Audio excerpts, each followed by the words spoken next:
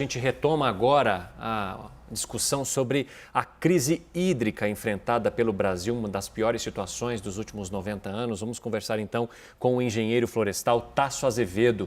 Ele é coordenador da rede MAP Biomas e coordenador técnico do Observatório do Clima.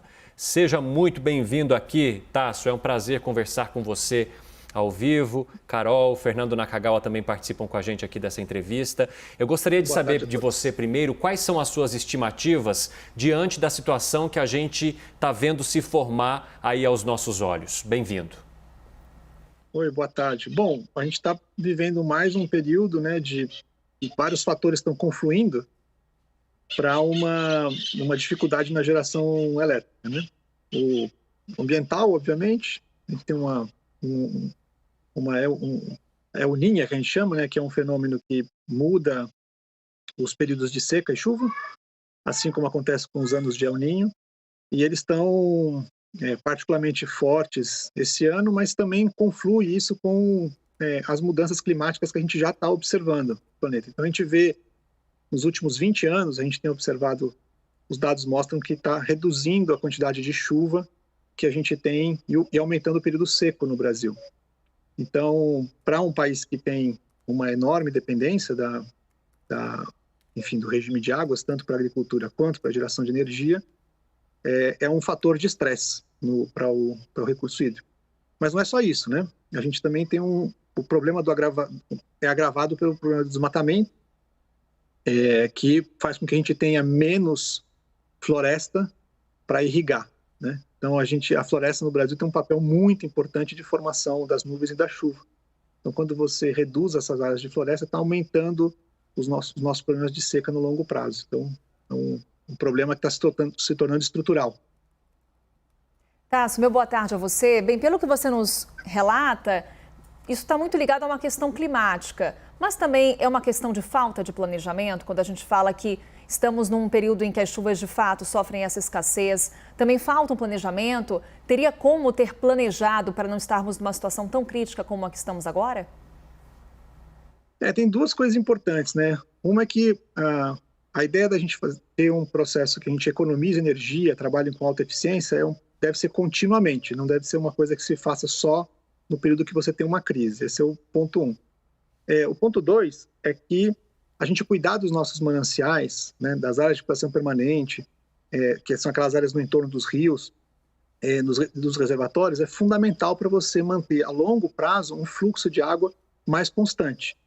Não você fica nessa situação que é quando chove, a gente tem altas cheias, tem enchentes, e depois quando está o período seco fica mais longo e você tem pouca água, que é a situação que nós estamos vendo hoje, né?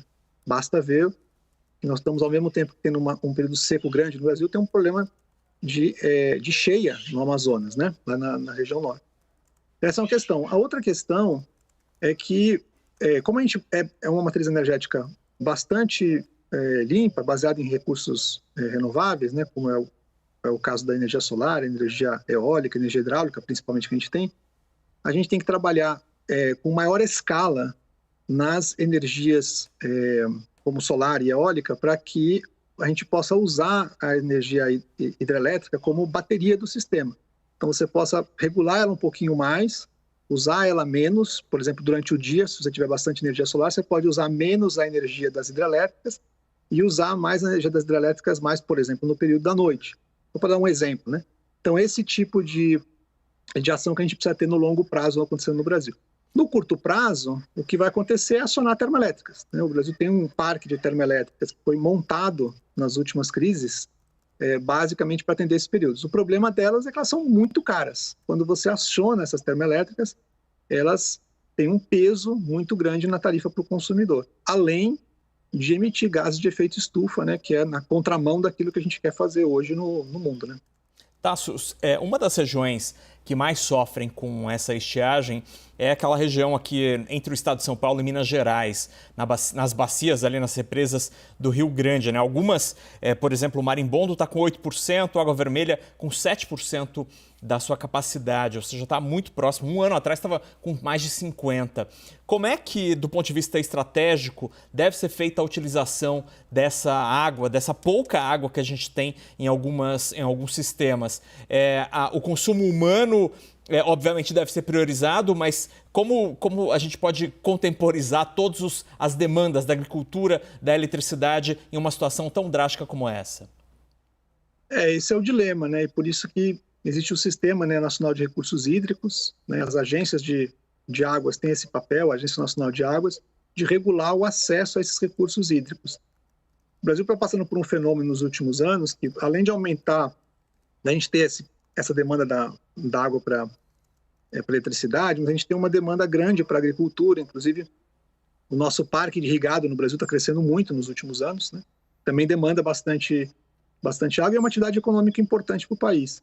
Então, agora, em termos de prioridade, obviamente começa com o consumo humano e depois a gente tem em sequência, né, tem a questão de transporte. Em algumas regiões tem a questão do transporte navegável, tem a questão da pesca e ao mesmo tempo a demanda para a agricultura e também para a energia, né? Em geral, os lagos das hidrelétricas, eles funcionam também como reservatório para todos esses outros usos, né? Então, quando você chega na situação em que você tem uma quantidade muito pequena de água para a própria geração de energia, significa que a crise também está chegando a todos os outros setores, né?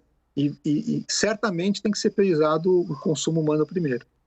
Agora, para o rio ter fluxo, né, você gera energia, porque você passa água por dentro da turbina e gera energia, né?